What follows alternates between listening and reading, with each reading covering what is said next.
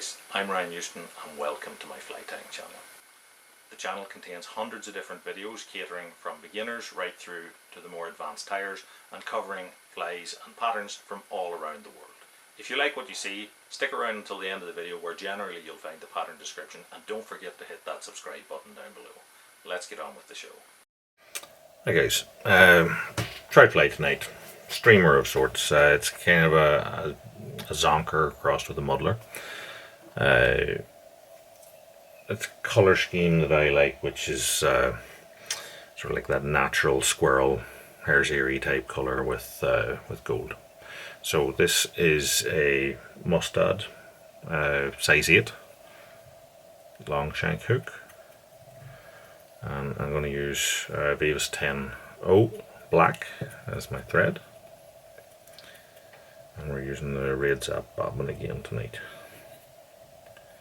So put on a line of that, and then what I want to do is I'm going to put a little bit of weight on, because this is something I'm fishing in a river, sunk. If you want it to create more of a surface disturbance, then don't weight it. So we're going to use standard lead wire here. Put on a few wraps. So what we're going to do is we don't want to go right up tight to the front, because we're going to have a muddler head there, so we need to leave bare shank for that to spin on. So a little bit of super glue across that, and then take our thread back up through it while that's wet, and back over it, back and forth, to sort of just bind that down. To rib this fly, I'm going to use a copper wire. I have it on a bobbin here just for handiness. I'll tie that in.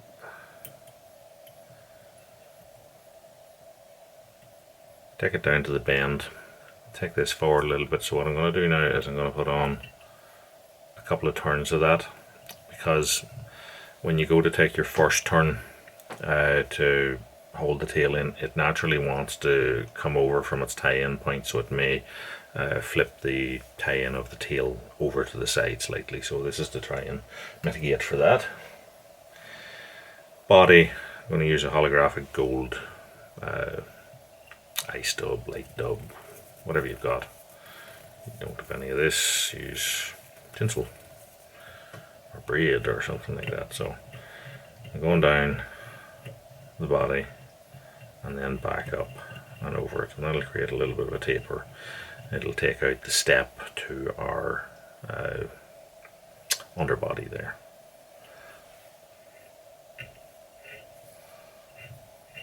So we now have sort of like that carroty, fish-shaped body profile.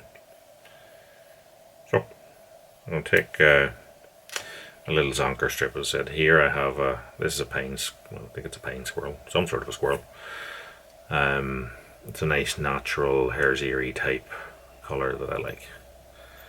So if you want it to be thicker, tie it in, further down the stock or further down the strip, and then cut off the length of the front. But I'm going to put a hackle in here in front of this, so I don't really need it. So I'm tying in there. Then what I want to do is wet my finger and thumb. That'll allow you to stroke your zonker strip out like that, so that the fibers remain separated. So we come over with our rib. If you want, you could do 2 turns at the back to secure the tail, but I don't know that it's that necessary. Then I just want to separate out this hair again, and then we're going to rib along the body into gaps that we create in the hair.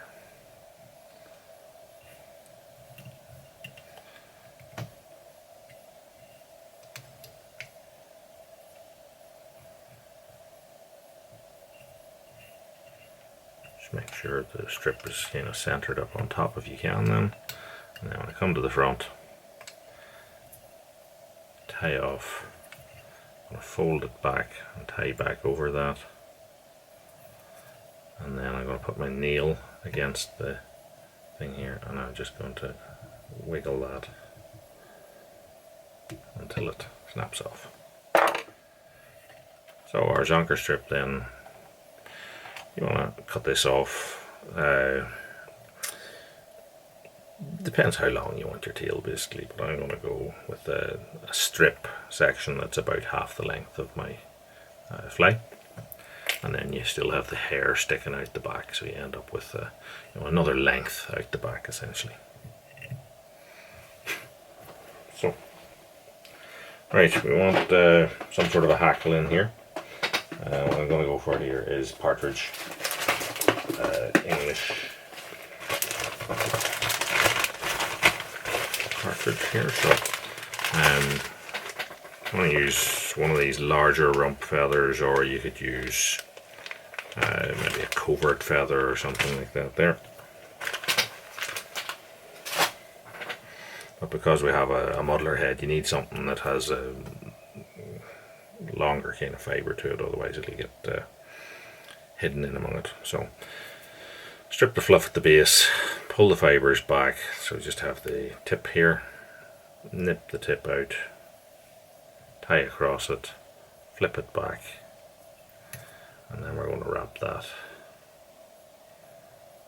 as a collar here. So as I go, I'm just stroking the fibres back, or slide it between my finger and thumb as I wrap, whichever works for you.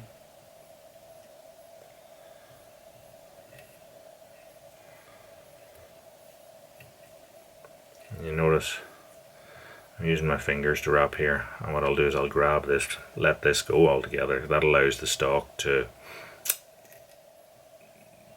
lose any rotation that my winding has put into it, and lie in the way I'm holding it down.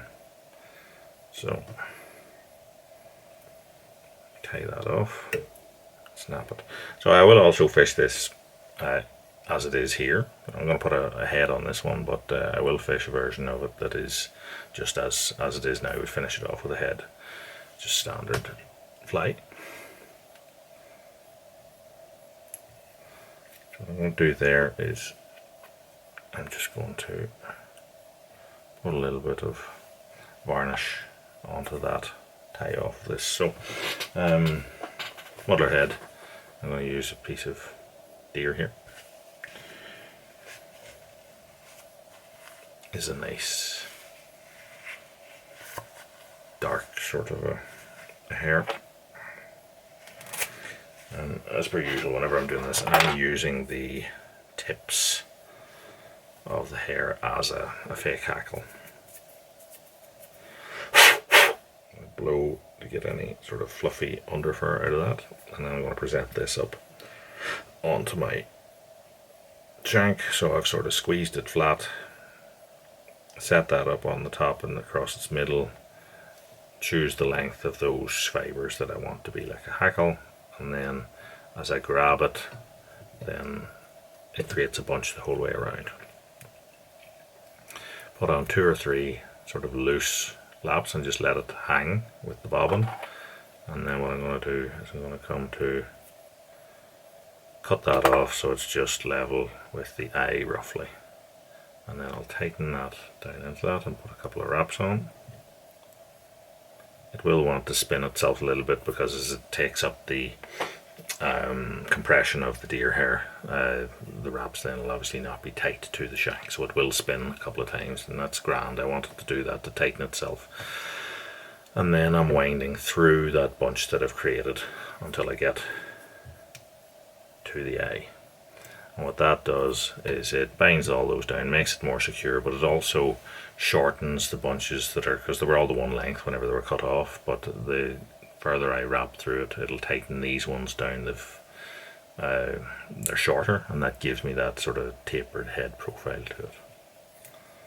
So once I get to the front, I just hold all back and get a couple of turns in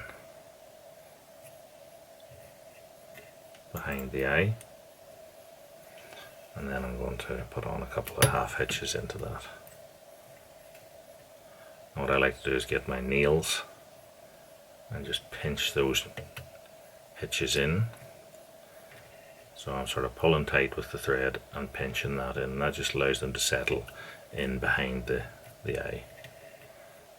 So maybe 2 or 3 individual ones.